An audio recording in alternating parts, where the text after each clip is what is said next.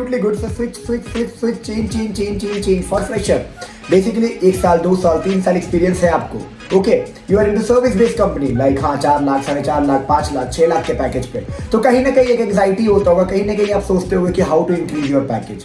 होता है ना, होता है या नहीं होता है. पहला सवाल ये. दूसरा सवाल, जिस टेक्नोलॉजी पे आप काम कर रहे हो, somewhere you might be feeling कि हाँ अच्छा है, गंदा है, क्या इस पे कंटिन्यू करें या चेंज करें, I am for this, I am not for this.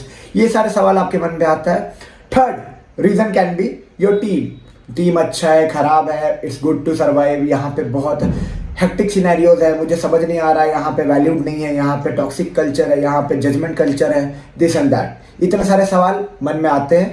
अगर आते हैं तो ये वीडियो को एंड तक देखना. As a fresher 1 to 3 years of experience looking for a job change, how much you can get exactly, basic it's actually on the basis of market and your technology, but on a rough estimate I can give you what exactly a person who is having 2-3 years of experience can gain in the market.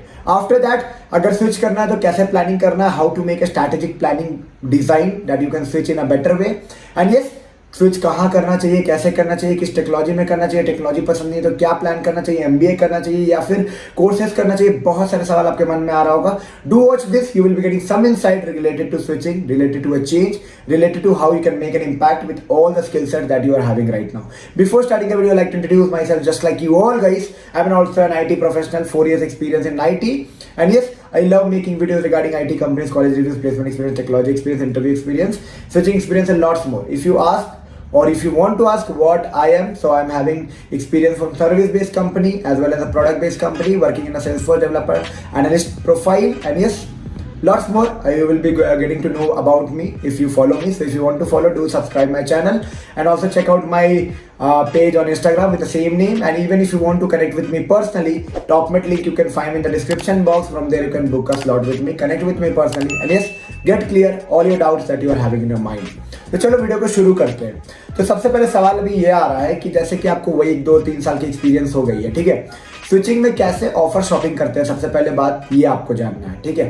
पहले अगर आप service based company में हो तो 90 days की notice period होती है, उसके वजह से आपको काफ़ी कम कॉल मिलते हैं, ठीक है, क्योंकि बहुत सारे कंपनीज को या तो 45 डेज चाहिए होता है, 30 डेज चाहिए होता है, 60 डेज मैक्सिमम एक्सेप्ट करती है. तो 90 डेज इज लाइक मतलब हेल हो जाता है कंपनी लोगों के लिए कि नहीं मेरे को नहीं एक्सेप्ट करना, मैं दूसरा कैंडिडेट देख लूंगा, मैं दूसरा देख लूंगा. तो आप देख रहे होंगे बहुत सारे रिजेक्शन आपको इस बेसिस पे भी आता है. तो कभी भी आप ये मत सोचना कि आपके इंटरव्यूज इतना अच्छा गया, you were too good in to the interview, you feel that हाँ interviewer panel were also attracted with your answer that you have given, but you are not selected because you are not having some personality, you are not having that acumen that actually business expect. No, the business, the company don't expect anything, they just want whatever the requirement is need to be fulfilled at the earliest.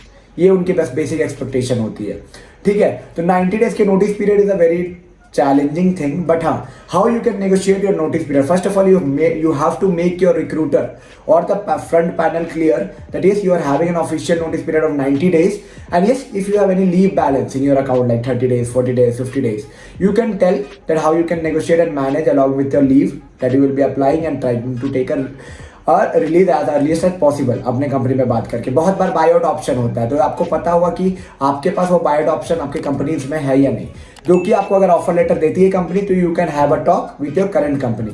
तो ये नहीं कि पहले ही आपको बोल देना है कि बाय आउट है. You can say that yes I can check out for the buy out option, there are people who have taken, and yes I will be checking with my manager after you release my offer letter.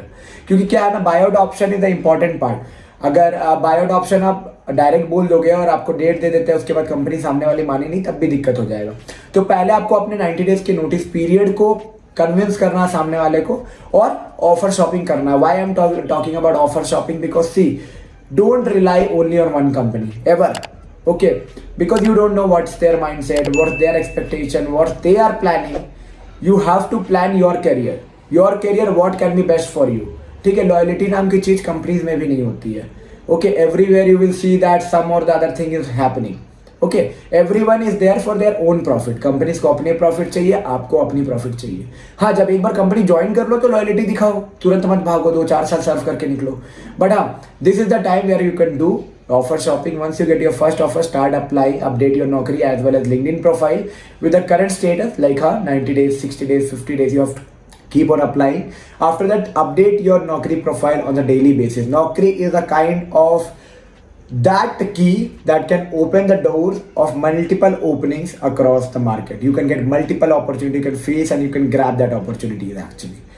So it's like if you have to plan in a strategic manner. Okay, Naukri profile, LinkedIn profile, connection, building connection, applying to your relevant domain, ये आपको करना ही पड़ेगा. तो पहला की point जो मैं cover करना चाहा कि आपको अपने सोशल नेटवर्किंग को ढंग से बिल्डअप करना पड़ेगा. नेक्स्ट पॉइंट, कितने ऑफर शॉपिंग आप कर सकते हो, जितना मन उतना कर लो. कितने बट हाँ, एंड में ये मत कर लेना कि सारे कंपनी से रिजेक्ट हो जाओ.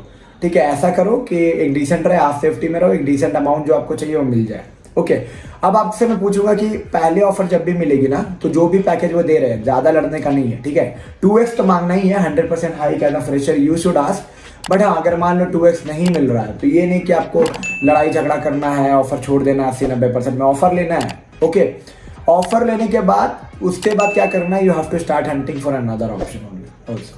नेगोशिएशन जब हर जगह बिजनेस चल रहा है तो यू हैव टू प्लान ना, you have to plan accordingly.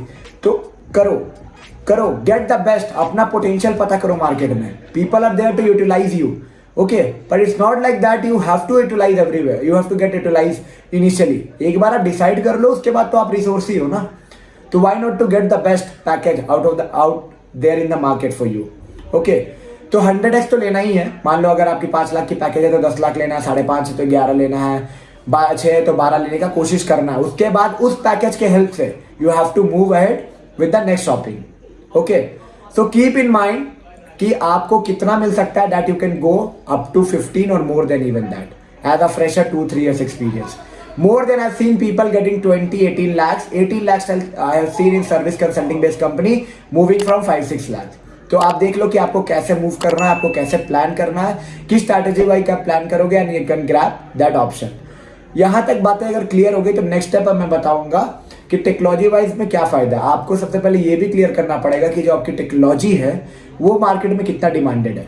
अगर मार्केट में डिमांडेड टेक्नोलॉजी पे आप काम कर रहे हो, ठीक है, then it's like you are into that place or you are into that piece of cake where people will be demanding you. कभी कभी ऐसा होता है कि कोई टेक्नोलॉजी की डिमांड कम होती है, तो वहां पे आप 6 लाख से 20 लाख तक नहीं पहुंच सकते हो, क्योंकि डिमांड कम है, आदमी ज्यादा है, और ऑब्वियसली डिमांड सप्लाई की गेम है, सब्जी बाजार है kind of. Okay, so you have to decide कि कैसे प्लान करना है. कैसे, मान लो कि आपको टेक्नोलॉजी पसंद नहीं आ रहा है, टेक्नोलॉजी की वजह से आप स्विच कर रहे हो, तो पता करो कौन सी टेक्नोलॉजी में अभी रिसेंट ट्रेंड में मार्केट है जो आप लर्न करने में इंटरेस्टेड हो. ठीक है, 2-3 महीने की training, having experience from your friend कि कैसे एक्सपीरियंस लेना है, कैसे पढ़ना है, कैसे क्या रियल टाइम में क्या क्या चीज़ करना है, कैसे इंप्लीमेंटेशन होता है, क्या डिजाइन करना है, 1-2 छोटे projects and start applying for the similar role.